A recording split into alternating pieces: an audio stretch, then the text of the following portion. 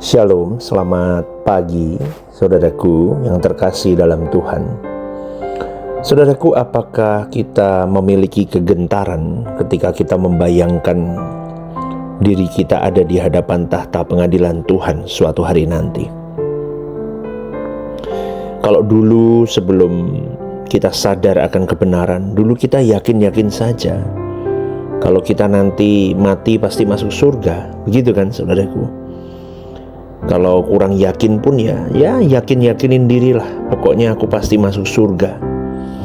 Tetapi sekarang setelah melewati perjalanan panjang mengiring Yesus, kita mengalami perjumpaan dengan Tuhan, kita mengerti kebenaran yang murni, kita baru merasakan ketakutan, kegentaran yang jauh lebih besar. Sampai-sampai kita bisa bertanya dalam diri kita, apakah kalau bertemu dengan Tuhan aku diperkenankan masuk pesta perjamuan anak domba enggak ya?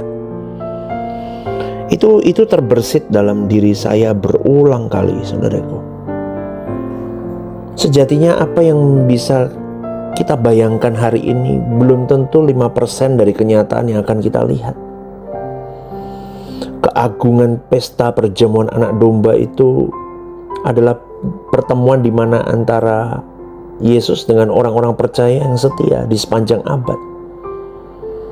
Tentu di sana ada para rasul, nabi-nabi, Paulus juga ada di sana, orang-orang saleh di sepanjang zaman sampai kita nanti. Wah, luar biasa saudaraku.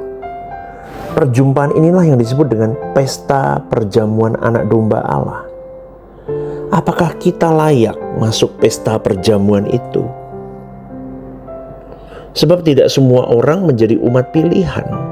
Itu terdapat dalam Efesus 1 ayat 4-5. Yang menjadi umat pilihan juga harus menjadi anak-anak Allah. Artinya, yang menjadi umat pilihan harus berkeadaan seperti Bapa. Jadi kita bisa mengerti mengapa Yesus berkata kamu harus sempurna seperti Bapa, karena kamu anak. Kamu harus memiliki sifat-sifat Bapa. Itu kalimat yang diucapkan Tuhan Yesus. Dalam 1 Petrus 1 ayat 17, kalau kita memanggil Allah itu Bapa, maka kita harus hati-hati dengan hidup kita. Karena Dia tidak memandang muka, tetapi memandang perbuatan. Apakah yang kita lakukan itu sesuai dengan pikiran dan perasaan Allah? Artinya, apakah yang kita lakukan itu selalu menyenangkan Dia atau tidak? Saudaraku yang terkasih, menjadi umat pilihan itu berarti menjadi mempelai. Dan mempelai itu standarnya harus tidak bercacat, tidak bercela. Seperti yang dikatakan di dalam 1 Tesalonika 3:13 yang berkata begini, kiranya Dia menguatkan hatimu supaya tak bercacat dan kudus di hadapan Allah dan Bapa kita pada waktu kedatangan Yesus Tuhan kita dengan semua orang kudusnya. Tuhan datang dengan orang kudusnya menjemput orang kudus. Di sisa umur hidup kita sekarang ini, kita harus benar-benar menjadi orang kudus, orang saleh di mata Tuhan, saudaraku. Amin ya. Tetapi ironis, karena sedikit sekali orang yang mau benar-benar berjuang untuk memiliki kesucian sesuai dengan standar Allah, maka Yesus bertanya, adakah kutemukan iman di bumi? Coba lihat saudaraku. Maka sebagai umat pilihan, kita tidak punya pilihan lain. Kita memang harus menjadi orang yang memiliki kekudusan di standar Allah.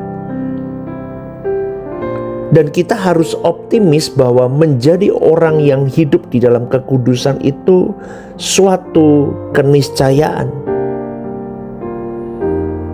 Kita bicara ini bukan karena kita mau sok hebat, sok suci, enggak. Atau kita mau nutupin dosa-dosa kita, enggak saudaraku. Semua kita ini berdosa, tetapi ke depan dan dimulai dari hari ini, kita harus benar-benar hidup tidak bercacat, tidak bercela. Itu perjuangan kekristenan sesungguhnya. Jadi kita jangan sampai menyia-nyiakan waktu yang ada dalam hidup kita ini. Sepanjang kita hidup ini berapa puluh tahun yang Tuhan berikan, kita sia-siakan dan kita tidak ada preparation atau persiapan yang baik. Kita nggak well prepared untuk semua hal yang terjadi di kekekalan nanti. Kau dan saya harus masuk ke dalam perjamuan anak domba. Tidak bisa tidak, saudaraku. Maka itu harus dikejar dimulai hari ini. Jangan kita terlena dengan kenikmatan dunia, dengan kesibukan dunia, dengan masalah-masalah hidup yang tidak kunjung usai, lalu kita lupa untuk mempersiapkan yang harus dipersiapkan. Seperti 5 gadis bodoh yang tidak mempersiapkan apa yang harus dia persiapkan ketika diundang di dalam perkawinan itu. Tidak memakai pakaian pesta. Mereka datang ke perjamuan tapi tanpa menggunakan pakaian pesta, yang nggak bisa. Maka sekali lagi saudaraku, persiapkan gaun pesta kita di hadapan Allah. Supaya sepanjang kita hidup ini kita sedang merajut mempersiapkan. Kalau seorang wanita itu mempersiapkan baju pesta itu kan lama kan. Nikahnya masih 2 tahun atau setahun yang akan datang, tapi sudah dipersiapkan, dipasang manik-maniknya, dipasang ininya, dipasang itunya. Serius dia mempersiapkan, hari hanya tiba. Itu gambaran seperti seorang pengiring Kristus, seseorang yang mengasihi Bapa, itu mempersiapkan hari hanya untuk dia bisa masuk di dalam perjamuan pesta anak domba itu. Maka sekali lagi saudaraku, seberapa siap Anda? Berapa persen sudah jadi gaun pestamu? Ini yang harus dipertanyakan. Karena jangan hidup hanya menurut kewajaran dunia. Karena orang yang mengikuti kewajaran dunia tidak akan pernah mempersiapkan gaun pestanya untuk perjamuan anak domba. Kau dan saya sadar akan hal ini. Persiapkan semuanya itu. Maka harus ada pengorbanan waktu untuk merajut gaun pestamu. Harus ada perjuangan, harus ada pengorbanan untuk engkau terus mempersiapkan ini dari detail ke detailnya, sampai gaun ini jadi yang indah di mata Allah. Maka setiap kita harus diperbaiki. Mungkin hari ini gaun pestamu rusak, sobek, atau apapun lah, harus didesain ulang. Segeralah, jangan buang waktu. Amin saudaraku. Karena dunia sudah banyak merusak, merobek, memotong gaun pesta kita. Maka di sini dituntut usaha yang serius, kerja keras yang serius untuk kita segera menjahit ulang gaun pesta kita. Sehingga ketika perjamuan itu diadakan, kita sudah memiliki gaun itu dan kita mengenakan yang terbaik. Kondisi orang Kristen hari ini sungguh-sungguh tidak prepare, tidak mempersiapkan yang baik untuk hal ini. Bahkan mereka datang ke gereja pun, mereka menemui Tuhan pun hanya untuk kepentingan hidupnya di bumi. Tapi biarlah melalui renungan pagi hari ini, saya mengingatkan kembali sebagai hamba Allah, saudaraku, hidupmu bukan hanya tentang di bumi ini, di sini hanya sementara. Tetapi persiapkan hidup panjang kita di kekekalan. Maka hari ini biarlah untuk menyongsong mempersiapkan hari yang akan datang. Maka semua hal yang ada di tangan kita hari ini jangan sampai mengganggu persiapan kita untuk menuju kekekalan itu. Jadi kenakan standar Allah. Gaun model apa yang diizinkan masuk? Seperti apa Kita harus tahu bahwa semua ada syaratnya. Maka persiapkan itu baik-baik. Kenali hati Tuhan. Biar Roh Kudus sendiri yang akan menuntun kau dan saya untuk merajut gaun pesta kita. Amin, saudaraku. Supaya kita dituntun olehnya. Apa yang harus kulakukan? Detail mana yang harus diperbaiki? Titik mana yang robek?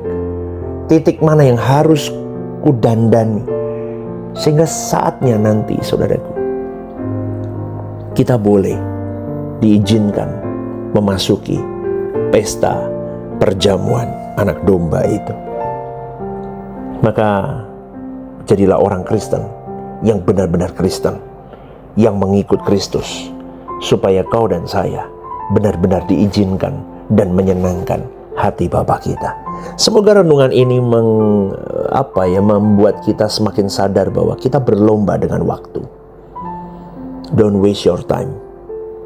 Segeralah bertobat, segeralah kembali, segeralah kembali ke jalan yang benar, segeralah dandani gaun pestamu, persiapkan baik-baik, sehingga ketika suatu hari kita dipanggil untuk memasuki perjamuan itu, kita sudah mengenakannya.